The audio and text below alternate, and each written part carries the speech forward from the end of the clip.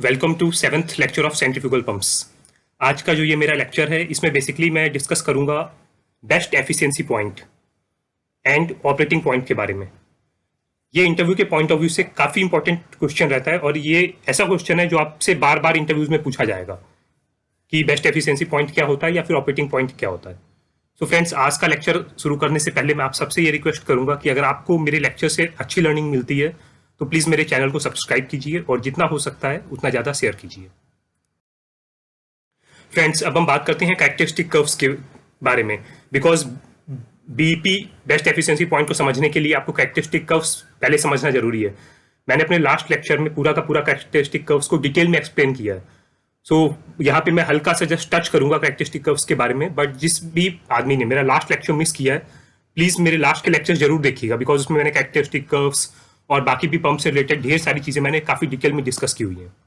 सो अगर हम बात करते हैं कैरेक्टरिस्टिक कर्व के बारे में तो यहाँ पे हम साफ साफ देख सकते हैं कि कैरेक्टरिस्टिक कर्व में एक तरफ हमारा फ्लो रेट रहता है और बाकी तरफ हमारी एक एक्स एक्सिस पे हमारा बेसिकली फ्लो रेट रहता है और वाई एक्सिस पे मेरा हेड, एफिशिएंसी और पावर रहती है। तो जैसे कि मैं पहले लेक्चर में बता चुका हूँ कि जैसे जैसे हमारा फ्लो बढ़ता जाता है वैसा वैसा मेरा हेड डिक्रीज करता चला जाता है। ये मैंने आपको एक एग्जांपल से भी समझाया था कि पंप का जब डिस्चार्ज वाल्व बंद रहता है और हम पंप चालू करते हैं तो मैक्सिमम प्रेशर उस पॉइंट पे मेरा रहता है, means maximum pressure means maximum head. जैसे ही हम डिस्चार्ज वाल्व खोलते चले जाते हैं वो प्रेशर हमारा डिक्रीज होता चला जाता है। ये सिमिलरली हमें हेड वर्सेस क्यू का ग्राफ दिखा रहा है। अब हम बात करते हैं एफिशिएंसी की। तो जैसे जैसे हम फ्लो रेट बढ़ाते हैं एफिशिएंसी मेरी बढ़ती जाती है, एक पीक पॉइंट पे आएगी और वहां से मेरी एफिशिएंसी डिक्रीज कर जाती है। इस जो भी पॉइंट जहां पे एफिशिएंसी मेरी पीक आती है इस पॉइंट को हम बोलते हैं पीक एफिशिएंसी पॉइंट। अगर हम बात करते हैं ब्रेक हॉर्स पावर की तो भले ही मेरा डिस्चार्ज वाल्व क्लोज हो लेकिन अगर इंपेलर घूम रहा है तो वो थोड़ी बहुत पावर तो कंज्यूम करेगा ही। ब्रेक जैसे जैसे हम वाल्व खोलते चले जाएंगे डिस्चार्ज वाल्व वैसे वैसे मेरा फ्लो बढ़ता जाएगा और फ्लो बढ़ने के साथ में मेरा पावर कंजम्पशन इंक्रीज होता चला जाएगा। तो ये आप देख सकते हैं ब्रेक हॉर्स पावर और कैपेसिटी की लाइन से कि जैसे जैसे हम कैपेसिटी बढ़ाते चले जा रहे हैं वैसे वैसे मेरा ये जो है पावर का ग्राफ ये इंक्रीज होता चला जा रहा है। सो फ्रेंड्स, ये पहले के लेक्चर्स में मैंने आपको डिटेल में समझाया, इसीलिए मैं यहाँ पे ज़्यादा डीप में आज कुछ भी कवर नहीं करूँगा कैरेक्टरिस्टिक कर्व के बारे में। अब बात करते हैं बेस्ट एफिशिएंसी पॉइंट क्या होता है।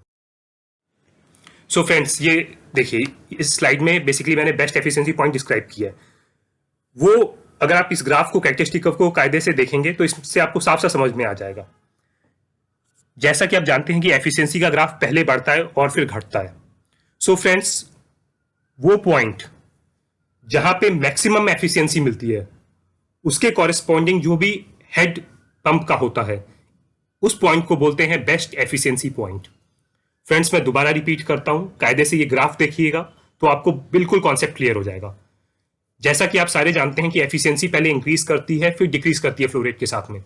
जिस भी पॉइंट पे एफिशिएंसी मेरी मैक्सिमम होती है उसके कॉरेस्पॉन्डिंग मुझे जो भी हेड मिलता है उसको उस पॉइंट को मैं बोलता हूं best efficiency point.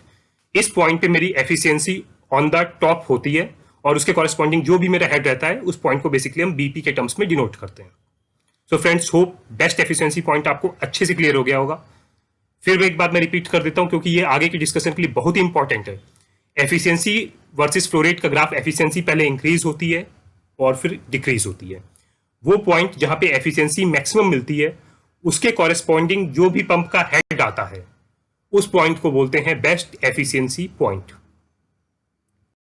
So friends, next जो टॉपिक मैं डिस्कस करने वाला हूं वो है सिस्टम कर्व। अब पहले फ्रेंड्स ये समझिए कि आखिर सिस्टम कर्व होता क्या है। कभी भी मान लीजिए दो बीकर्स हैं, जैसे कि मैंने यहाँ पे दिखाया है, दो वेसल्स है आपके पास में, वेसल 1 और वेसल 2। एक पंप लगा हुआ है जिसे वेसल 1 से वेसल 2 में मटेरियल ट्रांसफर करना है। तो बेसिकली यहाँ पे जो भी हेड एक्ट करता है वो दो तरीके का रहता है। एक होता है आपका स्टैटिक हेड, जो मान लीजिए कि आपका मटेरियल मूव ही नहीं कर रहा है लेकिन अगर आपको मूव करवाना है तो आपको इतना हेड तो मिनिमम चाहिए ही चाहिए। और दूसरा होता है डायनेमिक हेड।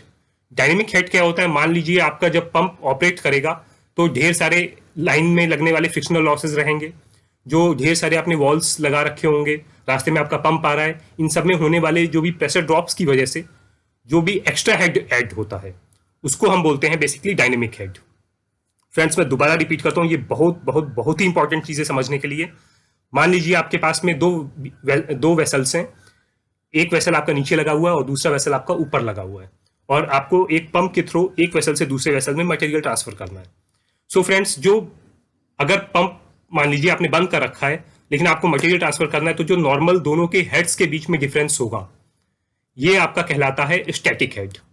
अब जब आप अपना पंप चालू करेंगे तो आपका पंप चालू करने की वजह से बेसिकली आपका लिक्विड का मूवमेंट होगा, तो लाइन में फ्रिक्शनल लॉसेस लगेंगे, इंपेलर में कुछ लॉसेस होंगे, इसके बाद में आपने ढेर सारी वॉल्स फिटिंग्स लाइन में लगा रखी होंगी, उनमें ढेर सारे लॉसेस होंगे।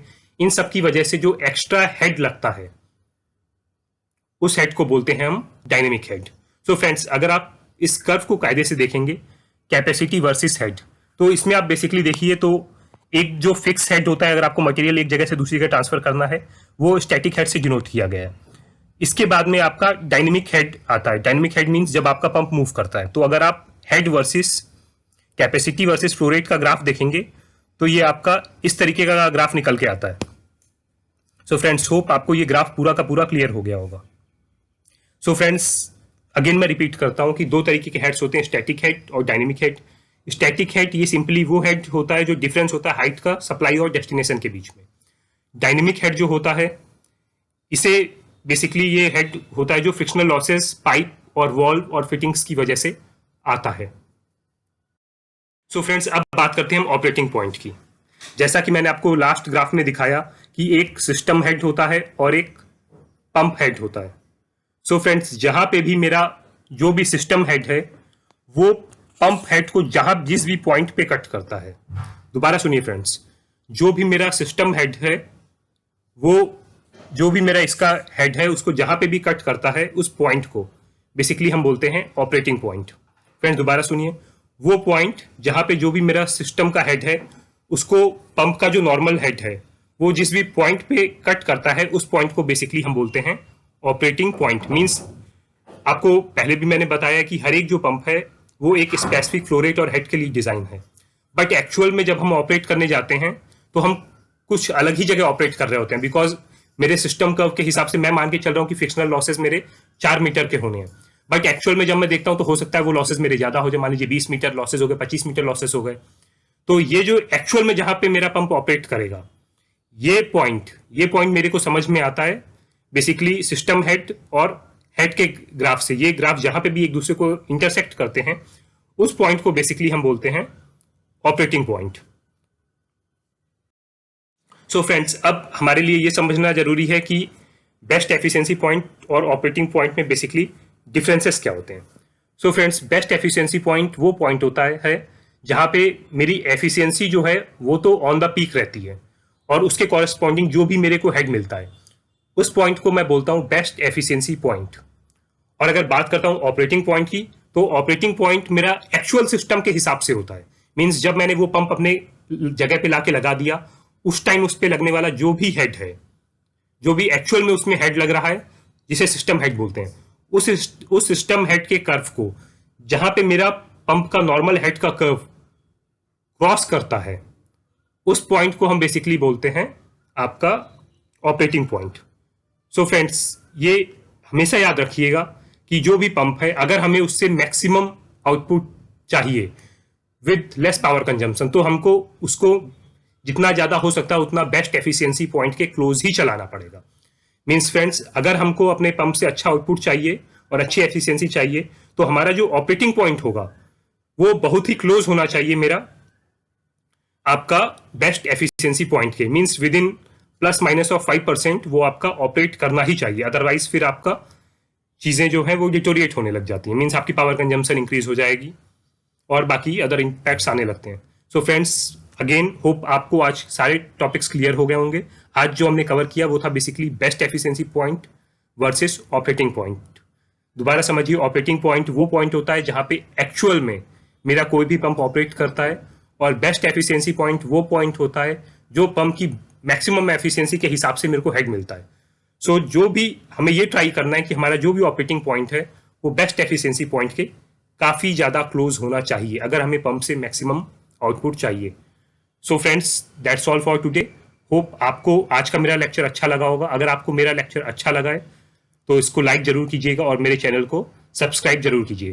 फ्रेंड्स, कल के लेक्चर में मैं ये जो हेड्स मैंने आज आपको कंफर्म किए हैं, बेसिकली स्टैटिक हेड और डायनेमिक हेड, इन दोनों हेड्स के बारे में कि हेड्स क्या होते हैं और इन्हें कैसे कैलकुलेट किया जाता है, इन टॉपिक्स को कल मैं काफ़ी डिटेल में कवर करूंगा. So friends, till then, good bye, have a good time.